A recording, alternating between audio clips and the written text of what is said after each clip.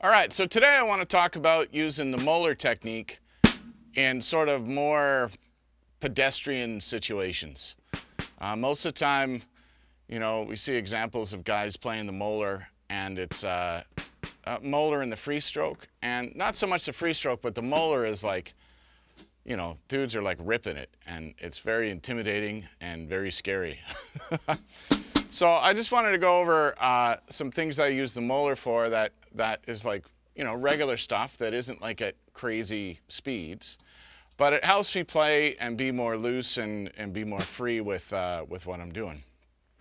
So, yeah, the way I look at a Moeller is, you're just basically moving your wrist and letting your stick bounce, kind of thing.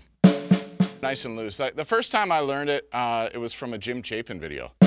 And he had the old school, you pull the first finger off, and you're holding here, and it's just inside like that. And your wrist doesn't move after you strike it, right? And, you can do 2 hits, 3 hits, 4 hits. Whatever. I mean, if you look at the Moeller technique, there's going to be a lot of guys showing you better than I can. The couple little takes that I've gotten from all of it, the little things that I've looked at it, is when I think of it, I don't think of the big, huge, like, arm movement kind of thing with the crazy whipping. And there is a whip involved, don't get me wrong. But, when I'm actually using it, I'm not doing like crazy, huge arm movements, right? I'm very small. I'm very lazy, so I don't actually like to spend a lot of energy. But one thing I did notice is if I have my arm out like this a little bit, and you see my stick is down, watch what happens when I bring my arm in, and I'm not going to do anything at all. My stick comes up. Like, I'm not moving my wrist, I'm not doing anything. I'm just like, my elbow's out here, and I bring it into my side, and my stick pops up by itself. So this actually is kind of cool in the sense that if I don't think of like this big, huge, like, the crazy stuff like that, if I just think of it like this, and just have my arm go in and out, my stick pops up by itself, depending on how much I want to turn my wrist this way. So if I turn like this as I bring my arm in, my stick pops up, which is great.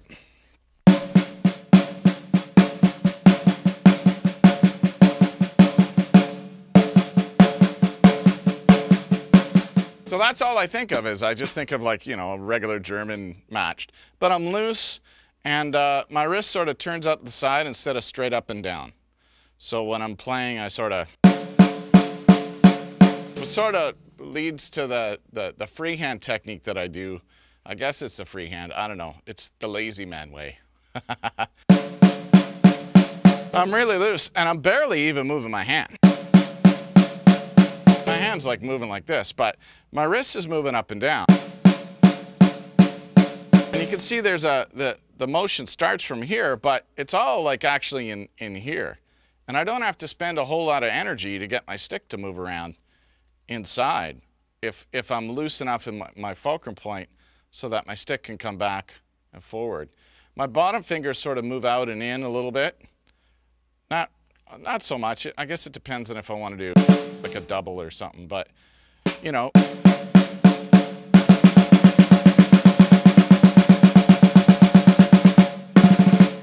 it's nice and gentle. Like, there's no like pressure. Like, if I grip the stick tight, my wrist sort of freaks out, and I get like a shock in here and in the wrist. But if I'm just nice and loose, no shock, and you can see the actual stick, it's moved from the wrist, but the stick is actually moving inside here, right? And then when you do the Moeller, sort of doing the same thing, but I'm letting it bounce, right?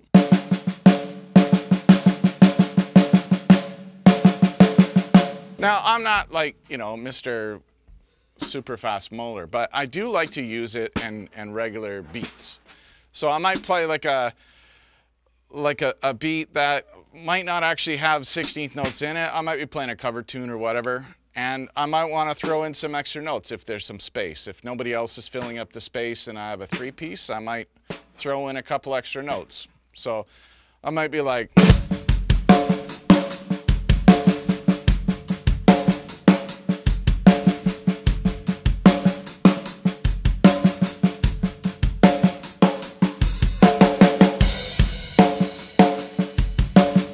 so I'm doing like a group of 4, right? And you know, it's not crazy fast. You could actually risk those.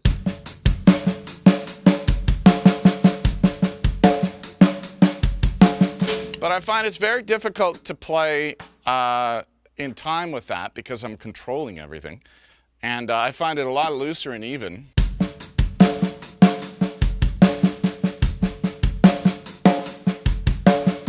If I use sort of the Moeller idea, in my mind I'm playing the Moeller. I bet you sometimes I actually assist a little bit with the back fingers, or might slightly move my wrist depending on the speed. As I go quicker, it would totally be the Moeller. Unless I did it for a long period of time, and then I might go, I need some help with the back fingers. But at a slower speed, I might use that sort of freehand idea.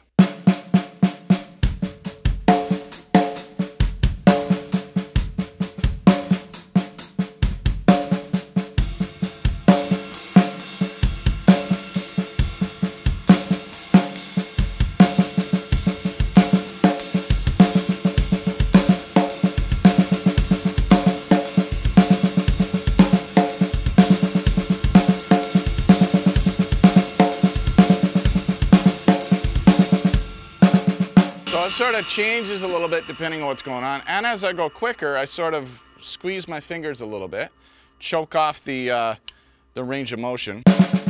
And it's kind of tricky. You're going to have to spend a little bit of time at it, even though you're not like going like blasting fast or anything, right? You're not like everywhere. Another spot that I found that I wound up using it was learning a Tool song. I had to do the pot. And there's a little section there where he like rips on the toms. And once again, I'm really lazy, so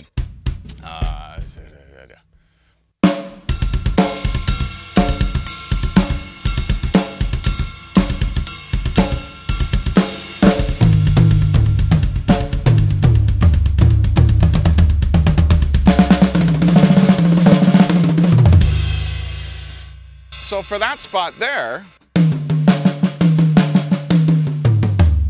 I wind up using the Moeller instead of like wristing it out, like.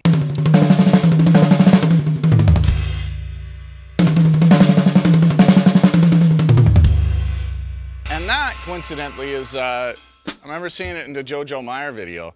It's very similar to when he rips on the pizza. Like he rips on the snare and then the floor tom, then the piece of paper and the pizza. I was like, that's insane. But once I got into sort of trying the Moeller and working it out and looking at the 2s and the 3s and the 4s, I'm like, oh my God, that's like the Moeller 2, the Moeller 3, and the Moeller 4. But what's happening is he's going with the right hand. Say he does like,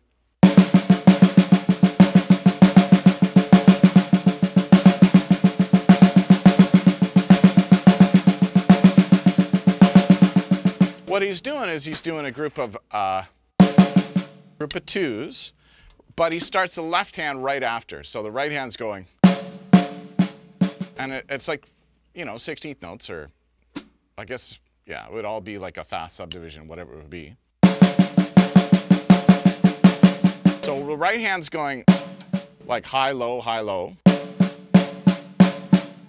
stroke, downstroke, upstroke, however they want to call it. Like a lot of the Moeller guys would be like, this is the downstroke, and this is like when it bounces and you pick it back up, that's an upstroke. If you did a group of 3, it would be downstroke, and then when it hits by itself, it would be a tap, and then when you lift it up on the 3rd hit, that would be an upstroke.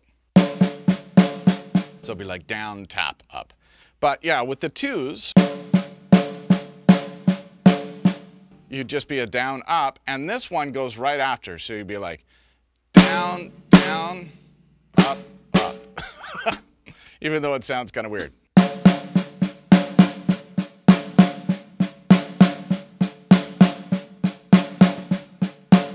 So down, down, up, up, even though the up is still a stroke kind of thing.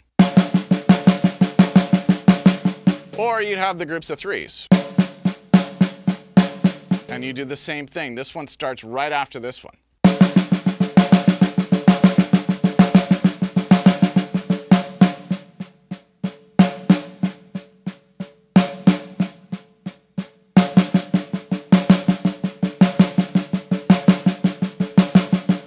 Right? Or the fours.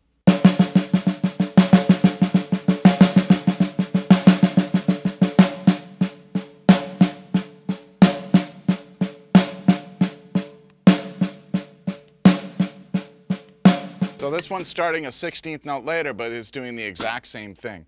And so, well, yeah, when I worked out the pot thing,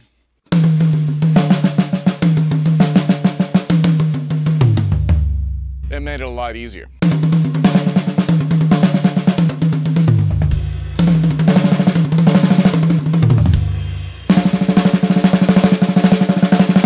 That kind of thing. And that's the thing that JoJo rips like a million times faster than me. But it's just,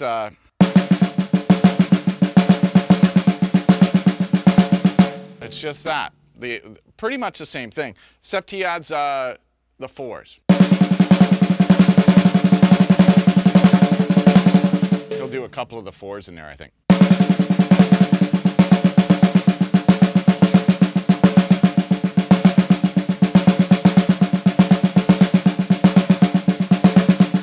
So with one hand, that would be.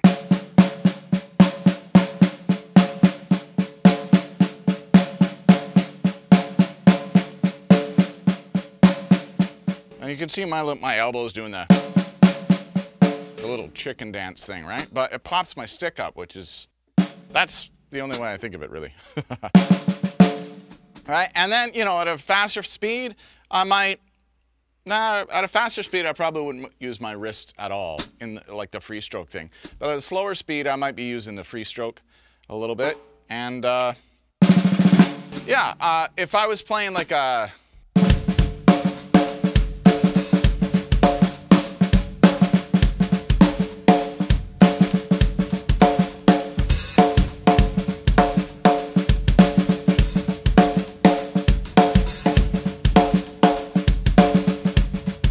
a hip-hop thing and I wanted to try and use that, I would be sort of stalling it for one, because I'd have, and I'd be using more of the freehand technique than a straight Moeller. Moeller works really great if you want an accent and even note subdivisions. All right, so hopefully that you know, helps. I don't know, we'll see. Yeah.